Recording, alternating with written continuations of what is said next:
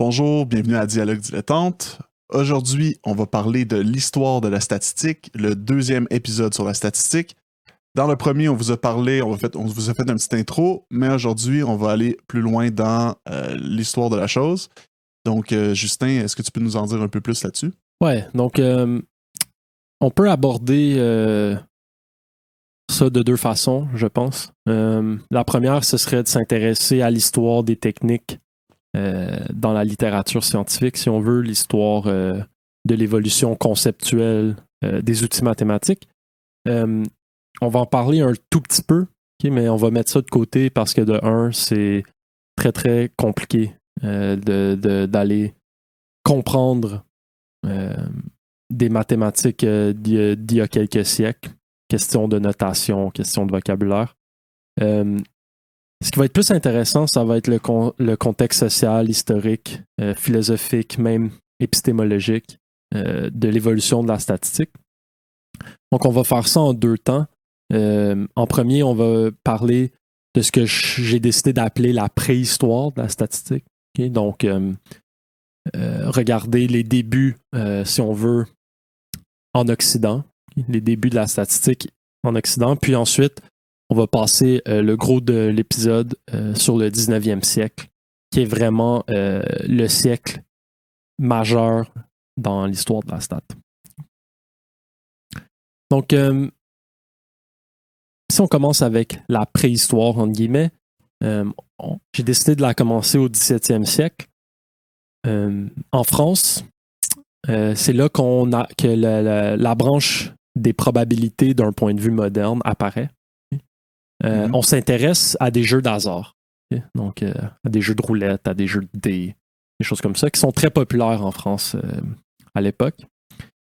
C'était à quelle époque, justement? Au 17e siècle. OK. Fait que fin 17e, mi-17e, si on veut. Fait que 1600, je me souviens plus exactement, je pense que c'est comme en 1640 quelque chose. En fait que c'est Blaise Pascal qu'on considère comme le père fondateur des probabilités. Puis c'est vraiment, je trouve intéressant l'histoire de cette découverte-là ou de cette invention-là, peu importe comment on veut l'appeler. C'est que deux hommes jouaient un jeu d'hasard, puis un devait quitter. Okay, mais le jeu n'était pas terminé. Puis là, ils se sont rendus compte, OK, comment on va séparer l'argent, considérant qu'on n'a pas fini le jeu. Puis là, ils se sont posé la question, puis ils étaient comme, on n'est pas sûr. Fait qu'on va demander à notre mathématicien de service, Blaise Pascal, okay, qui est déjà reconnu dans la communauté des mathématiciens depuis qu'il est adolescent, en fait, parce que c'était un génie précoce. Okay. Puis là, il lui demande, Monsieur Pascal, il lui envoie une lettre, comment on va se séparer l'argent? Puis là, lui, il en est venu à l'idée, il faudrait que vous séparez l'argent comme si vous répétiez le jeu une infinité de fois.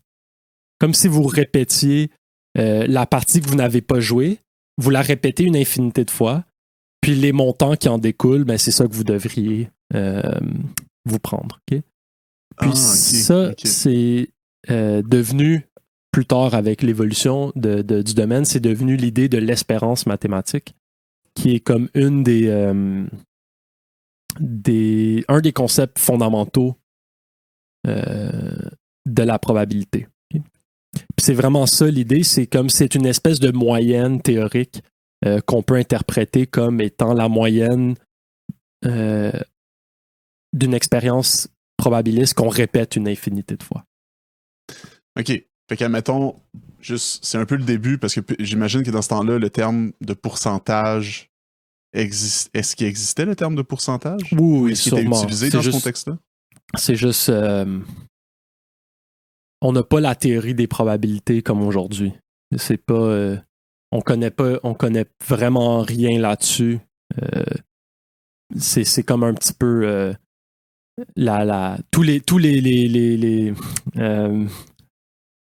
toutes les erreurs qu'on fait quand on est des gamblers amateurs puis qu'on pense que la roulette va équilibrer le jeu puis des choses comme ça. Mais c'est un peu ça qu'on connaît de la probabilité à cette époque-là. Et on n'a pas encore vraiment mathématisé rien comme on le fait aujourd'hui. OK. il y a sûrement, un peu comme n'importe quoi, quand on regarde historiquement, un peu d'un point de vue anachronique, si on veut, on peut voir, ici, il y a comme les germes d'une idée, ici, il y a ça et ça, mais c'est vraiment à partir de Blaise Pascal, qui est entouré de mathématiciens à l'époque, qui correspond avec beaucoup des grands mathématiciens français, qui vont commencer à s'intéresser, à formaliser un peu la probabilité. OK, parfait. Puis quand tu parlais de l'espérance... l'espérance mathématique. OK. Ça, tu peux-tu en dire un peu plus ou ça sortirait un peu trop du sujet? C'est toujours dur, par exemple, quand je l'enseigne dans mes cours, parce que d'un point de vue mathématique, il y a comme une formule, entre guillemets, puis on peut se contenter de ça. Mais évidemment, ce qu'on veut, c'est une genre d'interprétation. Mm-hmm. L'interprétation souvent qu'on donne, qui est une interprétation fréquentiste, puis on pourrait peut-être en parler plus loin, c'est que l'espérance représente justement la moyenne si on répétait l'expérience une infinité de fois. Okay? Donc, par exemple, si je jette une pièce de monnaie, la quantité de faces divisée par le nombre total de jets de la pièce, on dit qu'on s'attend à ce que ce soit une demi. Okay? On espère que ce soit une demi. L'espérance est une demi. Et c'est un peu ça qu'on veut dire. Puis l'interprétation, c'est que oui, si je lance la pièce 10 fois, ça va peut-être pas donner 5 piles, 5 faces, mais si je le fais une infinité de fois, ça va rester très, très, très proche d'une demi. Puis là, bon, on pourrait rentrer dans les détails techniques mathématiques de tout ça, mais... OK. Je sais pas si ça t'aide un peu.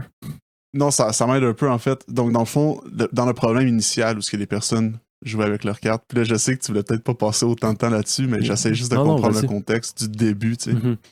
Dans ce contexte-là où les personnes jouent avec leurs cartes, dans le fond, eux, il n'y avait pas les outils nécessaires à la base pour dire « Hey, sur la prochaine main, j'avais tant de chances de gagner. » Ou « Sur les prochaines mains, j'avais tant de chances de gagner, puis c'est toi qui avais le plus de chances de gagner, donc tu devrais avoir ce pourcentage-là. » Il n'y avait pas les outils pour déterminer ça.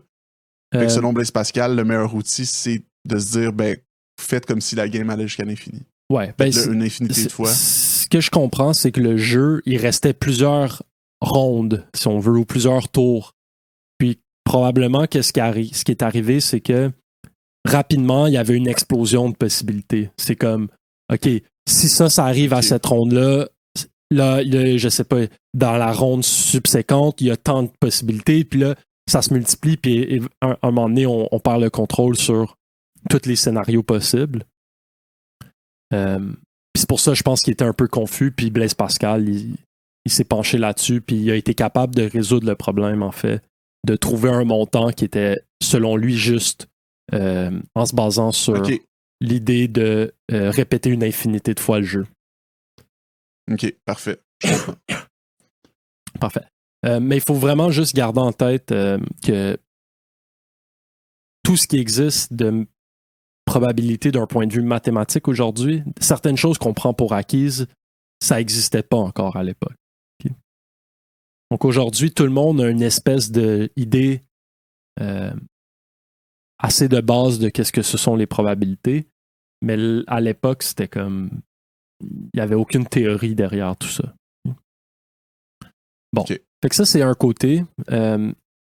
Pendant à la même époque, encore une fois au milieu du 17e siècle, une autre tendance qu'on peut observer, qui n'a rien à voir avec la théorie, c'est les débuts des recensements modernes.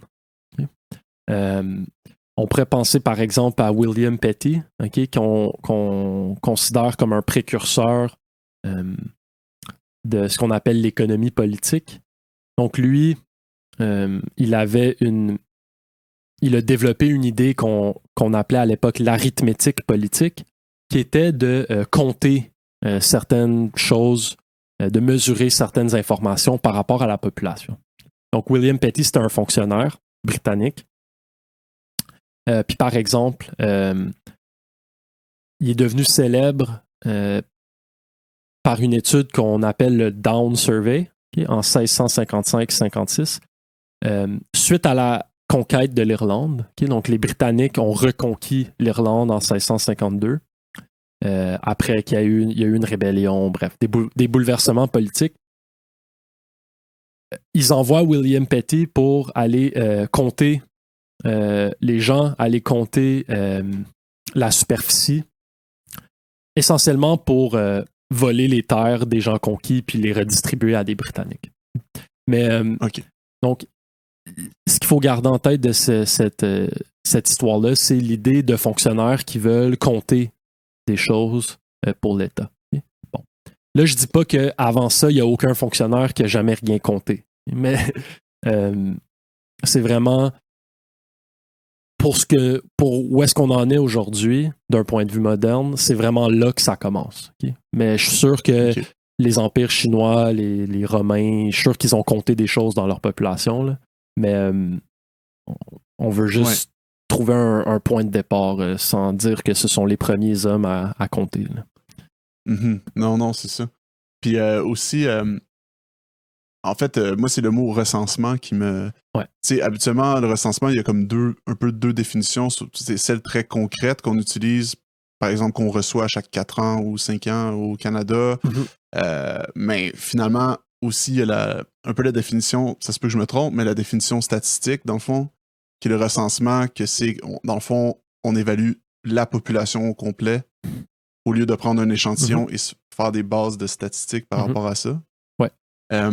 Fait que ça a quand même du sens que une des premières bases de la probabilité, c'est justement de prendre la population au complet au lieu de prendre certains échantillons pour calculer des probabilités. Ben, en fait, c'est... OK. Deux choses. Ta conception du recensement, elle est tout à fait adéquate. Donc, il y a l'idée du recensement étant le gouvernement qui envoie des formulaires à remplir pour collecter de l'information sur son peuple.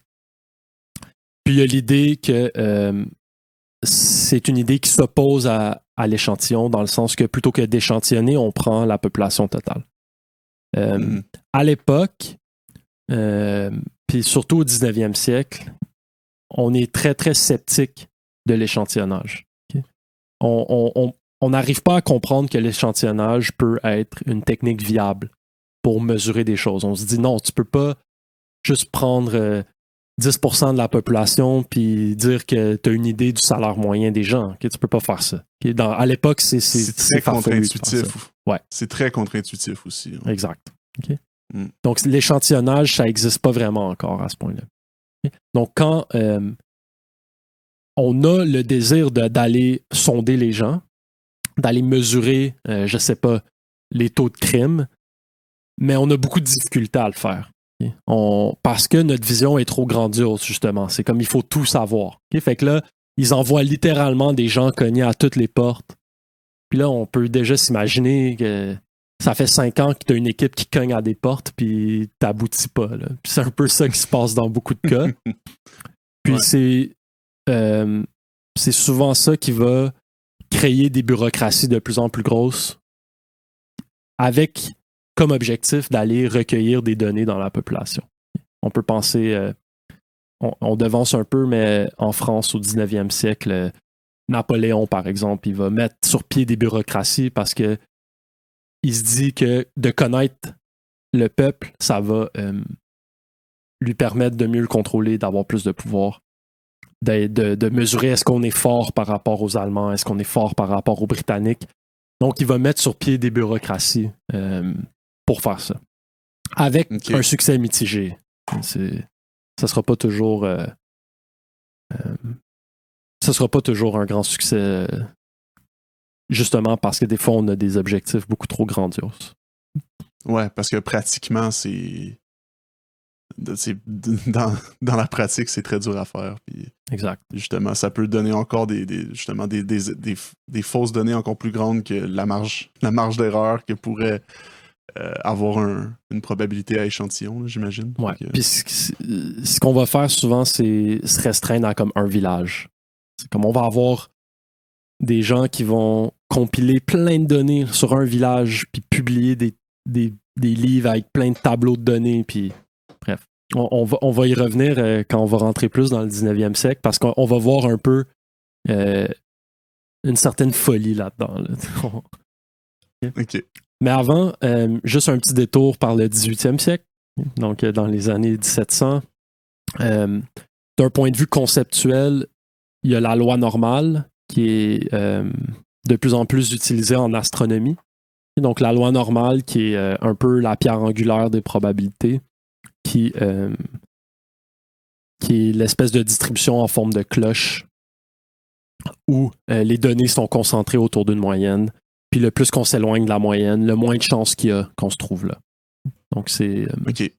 Puis au début, donc à sa conception, j'imagine que c'était utilisé seulement en termes de disperser des données. Ouais. Seulement pour... Exact. Okay, c'est les astronomes qui étaient à l'époque, pas mal tous les grands mathématiciens étaient astronomes. Donc on peut penser à Poisson, Laplace, Lagrange, Gauss. Ils utilisent la loi normale comme une façon de contrôler les erreurs. Donc ce qu'ils font, c'est qu'ils mesurent plusieurs fois la position d'un astre, par exemple. Puis là, les mesures vont varier un petit peu.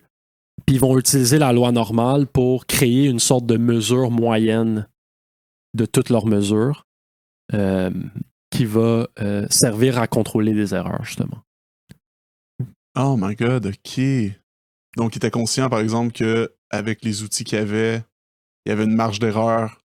Dans le fond, OK, c'est super intéressant. Non seulement avec les outils, mais juste d'une personne à l'autre, on mesure. C'est des mesures très précises, très sensibles.